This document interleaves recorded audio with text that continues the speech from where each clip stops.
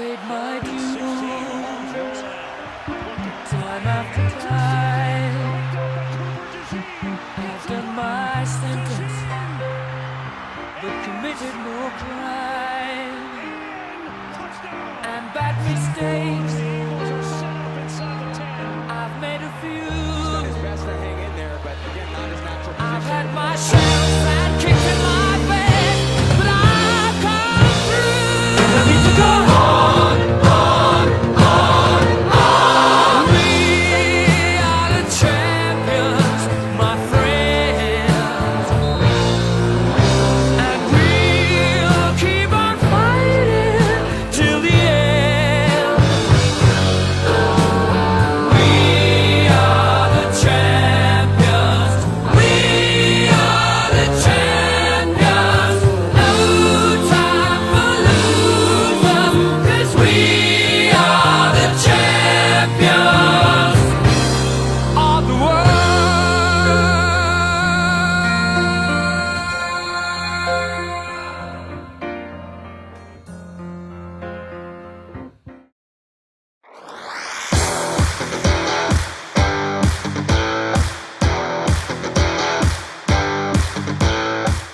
We are the champions. We are the champions. Yeah. Hey everybody, I'm Cortez and I'm a critic, and no, I'm not a Philadelphia fan, but I do have the blanket and I do have the hat, and it's time to gloat. Welcome as we conclude the 2024 NFL recap shows and get ready for the NFL draft, which is basically just a day or two away from the time of this recording or the time of this posting. It's coming up soon, and time to give the Super Bowl champion Philadelphia Eagles its due, and I am wearing some cool made-up drip. So welcome as we hereby recap and acknowledge the Super Bowl champion Philadelphia Eagles.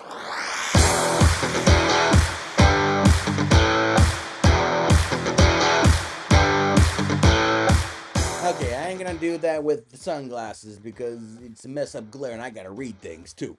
So, Philadelphia, a team that I initially, because remember, the year before this Super Bowl season, they got embarrassed by Tampa in the playoffs, and Nick Sirianni was basically on the verge of going to witness protection as people in Philadelphia were basically saying, I want his scalps and I better get my scalps, okay? They were about going glorious bastard on his ass. And then when he came in, there were arguments about, does Jalen Hurts deserve the money we gave him, even though he didn't fill up a ring, and then last year was a massive letdown after such a successful start. So there was a lot of negativity and basically almost at gunpoint threats of Philadelphia better do it this year or else. And I never really looked at Philadelphia in that regard. I kind of felt like the pressure was always on Dallas and Detroit. And Philadelphia was like, well, we know you're going to be in the playoff. The question is going to be where? So initially, I had Philadelphia at 14-3. I really thought, especially when they got Barkley. Oh, so when it came to Barkley and Derrick Henry, I felt more comfortable with Philadelphia's Barkley than Derrick Henry in Baltimore, because Philadelphia's defense, I felt like, was going to fix its mistakes, while Baltimore's defense, I felt like, was not. And it kind of showed. Barkley, what my big concern was that when he was a New York Giant, he was plagued with season-ending injuries, and he's a running back. So just the father time of running back in the NFL versus his already young injury history, I was concerned about how utilized he's going to be. And week 1 in Brazil, I was like, so Barkley is saying, I'm back, baby. And he did. And ever since then, Barkley has shown more highlight in this first year of Philadelphia, I think, his entire time with the Giants. And what makes this so delicious, this whole thing, is seeing the Giant management, front office, eat so much crow on how they flat out just told Barkley to kick rocks and beat it. We ain't gonna pay you shit, and we're gonna all money to Daniel Jones, which even the kids in the room were thinking, I don't think that's a good idea. Yeah, I don't think that's a good idea. To the point that the Giants are now on the verge of having to deal with Philadelphia going, we won the Super Bowl with Barkley. We won the Super Bowl with Barkley. We won the Super Bowl with Barkley. Which is kind of funny because he went to Penn State and he won a Super Bowl in Philadelphia. So it's just kind of like, dude, Pennsylvania just being like, yeah, suck it, Giants. So all that is very Schadenfreude moment of just, I love when people think they're smarter than somebody or they're smarter than you, and when they're wrong, you just want to sit back there and be like, anything you want to say? I'll listen. You got nothing to say? You sure? And you know they're going to be like, well, they're going to make excuses, just like an ex-girlfriend being caught with an ex-boyfriend, okay? They're going to make excuses. They're going to make lies. And at the end of the day, you got to admit that they know they messed up. And you gloating about it ain't going to do anything. And honestly, you have much better things to worry about than them, like defending your title. When a Super Bowl parade? When can I get that Nike deal which shows me stomping on a Giants helmet? You know, you got better things to worry about. And quite frankly, you deserve to think about better things than what the Giants thought about. But trust me, I enjoy just, wow, don't you feel stupid? So all this, and I'm also happy for Jalen Hurts. You know, I saw him when he was a freshman in Alabama. You know, and then Tua Tagovailoa came in and his whole career path. He got a ring. He got a ring. He got his money. And quite frankly, I think he's living the perfect life. And honestly, I think this Philadelphia Super Bowl team is more proud than the Nick Foles Super Bowl team. Nick Foles was the first. He'll always have the first, and plus against the Patriots, so he'll always have the first. But Jalen Hurts and the Eagles flat out saying, you know, Nick Foles took down the former dynasty wannabes in the Patriots. We're taking down the so-called present-day dynasty. So Philadelphia fans, you guys should be known as the dynasty killers. You stop the Patriots and the Chiefs dynasty. And be like, no. That's what Philadelphia should be. Dynasty stoppers, dynasty crushers. Your best game.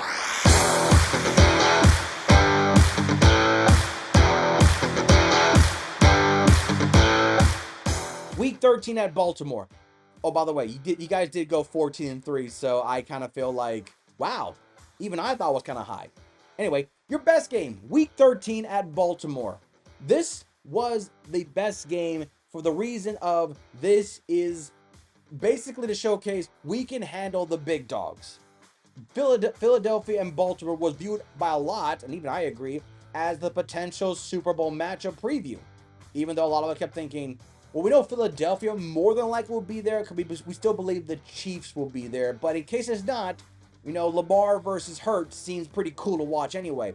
Derrick Henry and Barkley, two teams that went from teams that drafted them that were losers in both Tennessee and New York, coming to primetime team with dual threat athletic quarterbacks that many criticize them for not being quarterbacks, coming in there, smacking people in the mouth. So this thing had all the narrative speaking of a Hollywood film script. It was beautiful. It was fantastic, and we loved it. But this game, as sloppy as it was, because I was kind of like, I was expecting a little more of a fireball type of matchup. This was basically the Eagles' way of saying, whoever come from the AFC, it don't matter. Lamar is the MVP of the NFL last year, and a lot of people thought he was the front runner this year. I thought so too. Sure, we can have the NFL MVP. As dangerous and as dynamic as he is, we can handle him, and we did. Not the greatest performance, let's admit. Both teams look kind of sluggish. No one ever felt like a killing blow or something. But this was a game to showcase to basically everyone else in the AFC. Lamar is great, you know that, right? Ravens are a threat, you know that, right? Who next? And that to me is what Philadelphia proved, especially on the road. That adds more confidence to them, but also kind of give more of a statement to the others. Your worst game.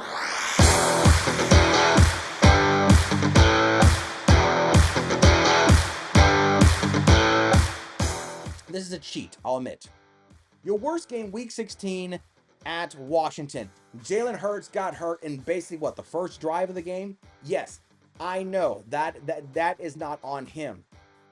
But let's be real, even with Pickett, 5 turnover in your favor, and the Commanders needed like a last-second touchdown pass to win, just feels like, really? With our defense, we couldn't stop a rookie who had 5 turnovers? The offense was like, really? We couldn't beat them? That to me is why it's the worst game. It didn't put the sense of fear of like, oh my God, the Eagles are going to choke in the playoff. To me, it put the sense of, okay, guys, we need to, So, like I was saying, 5 turnovers really could have stopped it, didn't stop it, and took a last-second heroics by the Commanders to win it. Yes, it was a last-second heroic, but it's still like, dude, when it's the 5 turnover in your favor, it's a division foe that Pickett should not have been the reason why you guys lost, especially when, the Washington Commanders offense was the reason why they kept themselves alive, but also shooting them in the foot. So, to me, it was a little bit of a case of, it was the worst game because of the advantage you guys had. Yes, Jalen Hurts got hurt, so I'm not blaming it like, oh, it's working. But it was just worse, like, really 5 turnovers against a rookie quarterback. You guys are the much clearly superior team, much more veteran team, and you couldn't do it. I mean, you guys took care of business when you brought them the NFC Championship game. You crushed them. Be like, okay, rookie, get back over there. So you guys took care of business. So yeah, right the wrongs of the past. MVP goes to Barkley. Saquon Barkley is MVP. He had 2,000 yards and probably should have gone for the record, but I understand why not. And what's funny is that in the playoffs, especially the Super Bowl, mainly the Super Bowl, I should say, it was Jalen Hurts to prove that he was the reason why the Eagles won the Super Bowl. Which that is why the Barkley MVP is so viable. This is about regular season MVP, not season MVP. Jalen Hurts proved that he doesn't have to just quit on himself and rely on Barkley to carry the team. Barkley did a lot of the carrying. And trust me, the Philadelphia Falcons game where Barkley dropped a short pass that would have been a first down and probably would have ended the game, I'm sure that hurts him. I'm sure that bugs him. But I guarantee you what Barkley is so great that he makes up for it and then some. Barkley was such a breath of fresh air for the Eagles that I'm not going to say that he was the reason why Eagles went to Super Bowl. I still believe a lot of had to rely on Jalen Hurts and that defense. But what Barkley has done is saying, dude, I can carry the load. And I thank you for letting me carry the load. And that's what he did. He carried the load, rushed for 2,000 yards. Let me see here. Averaging nearly 6 yards a carry, 13 touchdowns. And his receiving threat, he had 33 receptions for 278 yards and 2 touchdowns. So he was also just as viable in the receiving. He was like the, 5th best receiver on the team. So Barkley's athleticism really dictate the Eagles. And I think what made Barkley is that at times, sometimes he was just a good distraction.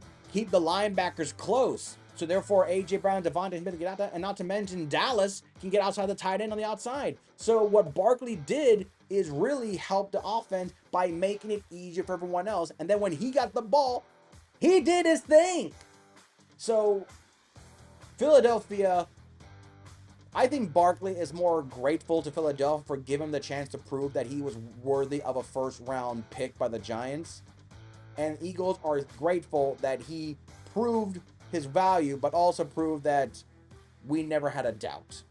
And that's why Barkley is the MVP. Season grade. They won the Super Bowl. They don't get a success, they get a perfect. Perfect season, perfect stats, maybe not wins and loss, but perfect. You win the Super Bowl, your season success was perfect. You won it when it mattered, you did it when you had to do it. It was perfect. The season may not have been perfect. There were some games that did not look that great. The Tampa, Cleveland, there were games that looked like blah. But you won the Super Bowl, and at the end of the day, getting the last laugh is more than wins and losses. We won the Super Bowl. It doesn't matter how much we beat Cleveland. It doesn't matter we lost to Tampa. It doesn't matter we lost to Jalen Daniels. It doesn't matter. We won the Super Bowl. Eat it. So, what are you guys going to do for a repeat? Everyone loves a good sequel. I sure do. So, what are you guys going to do? Because of Graham retiring, I can't help but feel like that might be the way to go. So for Philadelphia, I have your draft picks as, because you're picking last, and Brom got signed back, middle linebacker. So I put Jack Sawyer edge for Ohio State, Campbell from Alabama, and Starks the safety. Slay got released. Last time I said Darius Slay got released. Brom got signed back, so Campbell might be off. Plus, I feel like he might go to Tampa, so I'm be gone before you get him. And Jack Sawyer is just to help replace Graham. Like I said about Vermont, I feel like Jack Sawyer's a little bit more athletic than just a typical defensive end pass rusher. I feel like he has a little bit of that outside linebacker physique. Plus, he has hands for a guy to intercept pass at the goal at the line of scrimmage. That to me feels like hand-and-eye coordination, Spider-Man level threat. So I'm gonna say defense, and I'll probably lean more on the edge, whether it's Jack Sawyer or anyone else, is because to replace Graham in the rotation factor. And then of course, with Brom getting signed back, how am I going to say his name? His name is Brom, right? I'm not mispronouncing this guy's name, right? I mean, Bond, B-A-U-N. Zach Bond, getting signed back. So he got signed to a big contract. There you go. There you got Cooper DeJean, and you got Mitchell on the outside, rookies who stepped up big time. One got a pick six. So I mean, I put Starks in the safety side wise because you got so well in the secondary. I mean, I'm going to say defense for Philadelphia. I mean, I can see probably another receiver in the slot, but to me, I'm going to go defense to basically reload the players you lost and to keep up, because I feel like Philadelphia's success for next year is more on defense being dominant than the offense keep being productive. That's how I view it, and that's how I'm going to say to it. So we'll see how the 2025 repeat campaign goes. And that, ladies and gentlemen, is it. We are done with all the video. The 2024 recap is done. The NFL draft is just around the corner, and guess what? We'll be back here again to do the 2025 NFL draft recap, as every NFL team will get its chance to shine, and we get to evaluate each team's players, including one where we feel like this guy is clearly going to be a starter, this guy may not make it, and this guy may be better somewhere else. There's a lot of different variables I'm going with this one. But when the draft comes, we'll be evaluating all the players that get picked up and then giving our grade, mainly me, my grade on how your favorite team dictated their draft pick for the 2025 NFL season. This is fun. This is fantastic. And as always, I am Cortez, and I am a critic. Thank you so very much for watching on this journey, and thank you for subscribing and watching and sharing with others. And until next time, thanks for watching.